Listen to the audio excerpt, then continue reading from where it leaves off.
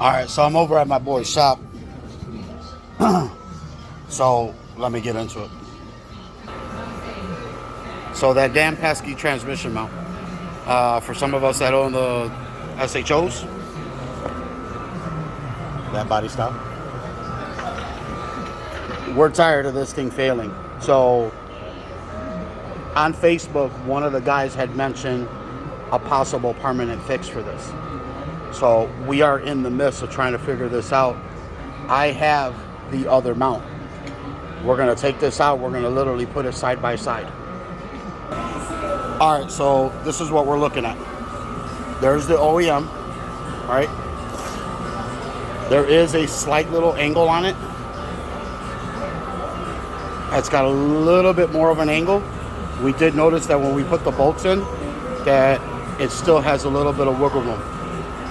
We're going to attempt to go on ahead and put this in the vehicle right now to see where we're at with it.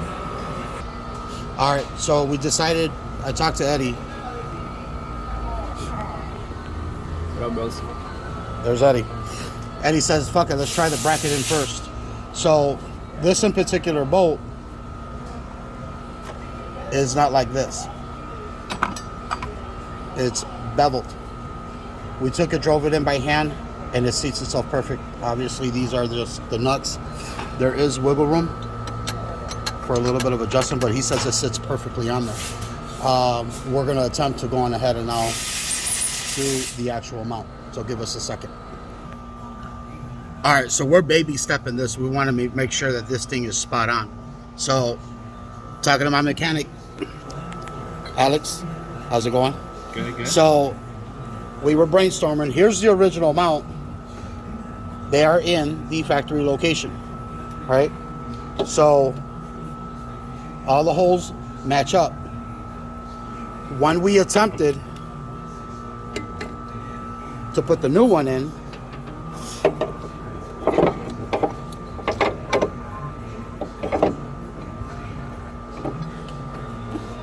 it was shifted back an eighth, almost a quarter inch back.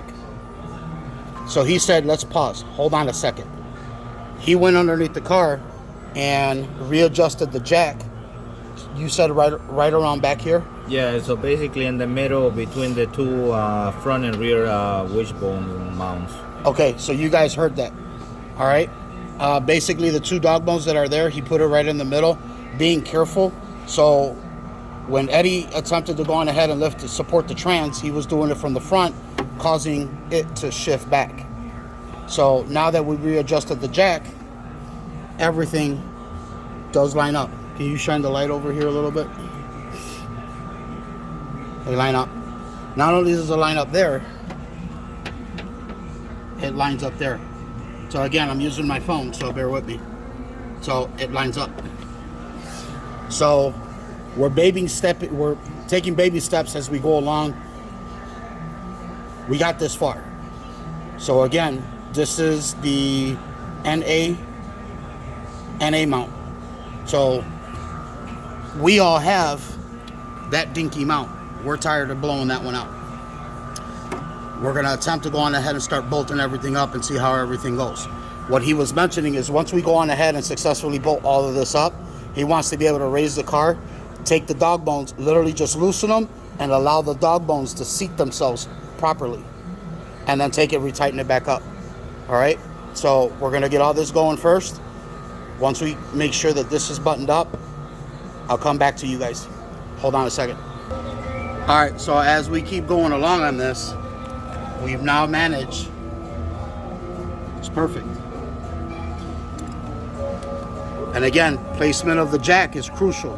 So you do have play, okay? So again, nothing's been completely bolted up, but we do have all four bolts on this side.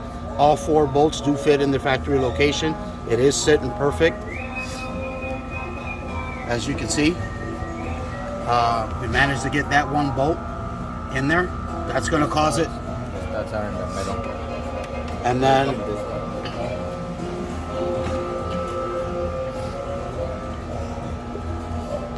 so he's now going to go on ahead and take everything, button everything up, give it a little snug. All right.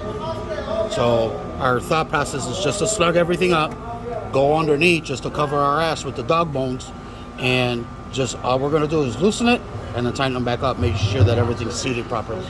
But so far so good. But again, placement of the jack is crucial. If you put it here, it's gonna tweak it back. You wanna be able to go on ahead and get it right in a nice good sweet spot. Give me a second. All right, Eddie's holding the camera and he's trying to show exactly where he's got it at. That way you guys have an idea of where to put the jack at. So now he's got everything snugged in. Again, we're gonna retorque everything down. We'll go over part numbers later on in another part 2 video when I go over the rebuild of the engine. So we'll talk about that in a minute later on in my part 2 video. So yeah, it's all in. Everything went in real nice and smooth. Placement of the jack is crucial, guys. All right. So I'm gonna talk a little loud because he's right now in the midst of lifting it up in the air. So remember, keep in mind there's gonna be a part 2 version of the SHO due to the fact this is not gonna be a monster build. This is for my son's SHO that's sitting outside. That's it right there. So my little guy was like, hey, how about matching cars? So that's not a problem. Again, we were dabbling down. Long story short, we found this one. A guy wanted $2,000 for it. I brokered the deal. I went on ahead. I talked to him. My son looked at it. He goes, read the post. So the guy said it had bad turbos in it. He goes, what do you think? I said, I think it's got a ruined engine in it. That's just me. He wants $2,000. The vehicle is in pristine condition. Body-wise, it's in pristine condition. Interior is in pristine condition. Just as a fucking roller, shit. It was well worth the money. However, I told the owner, I said, I'm in it for $1,000. I sent a piston right through the block. I can care less. Care less. But it's going to cost you $1,000. He thought about it. He goes, but you are committing to it. I said, I'm buying it. I'm buying it. I'm letting you know I'm coming home with it today. He's like, done, let's do it. So we bought the car for $1,000. This is what we ended up finding. So to my surprise, my mechanic looked at me. He goes, look familiar? And I'm like, oh, you got it out? He goes, yeah.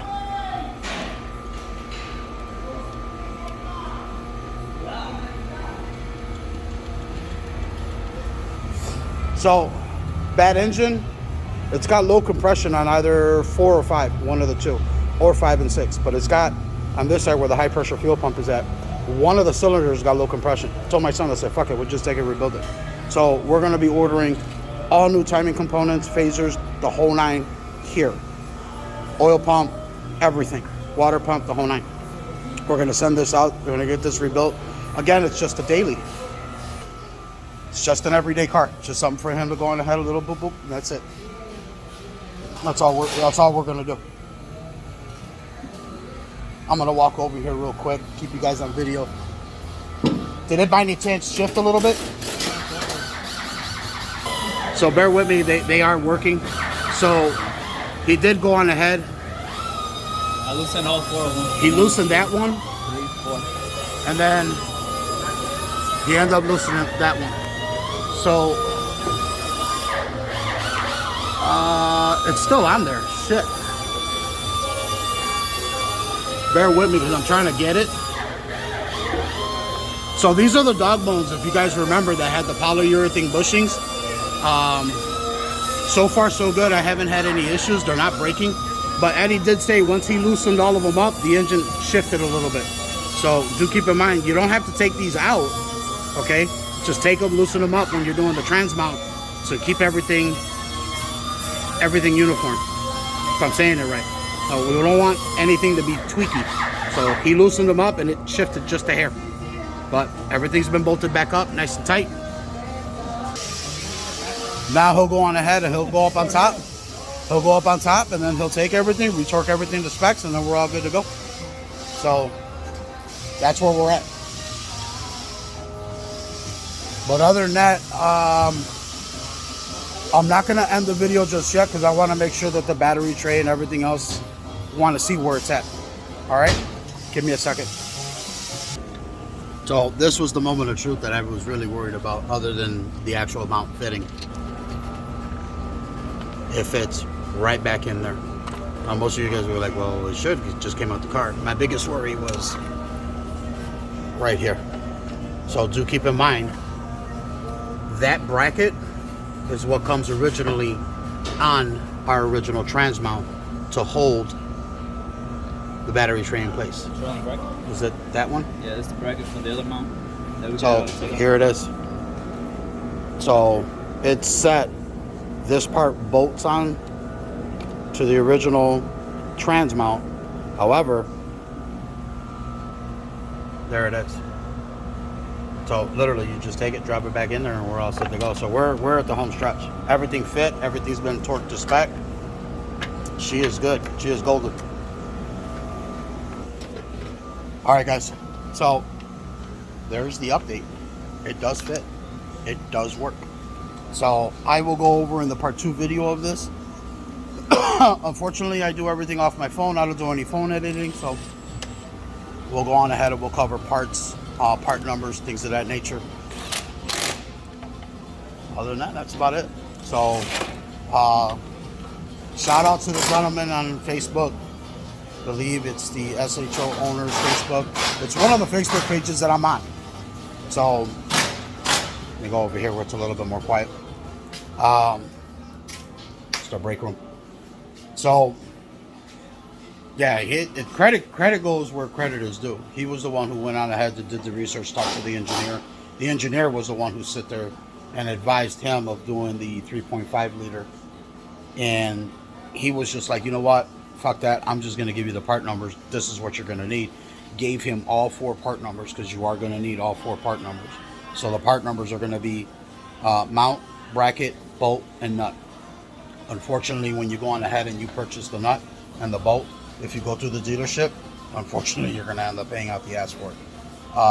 If you don't want any extra parts, go to the dealership and get it. I went through Tasca Auto Parts. So, but again, we'll go through that in part 2 video on how I purchased it, what I purchased, things of that nature. All in all, it's a close. It fits. It fits, and it fits flawless. All right, guys, holla at your boy.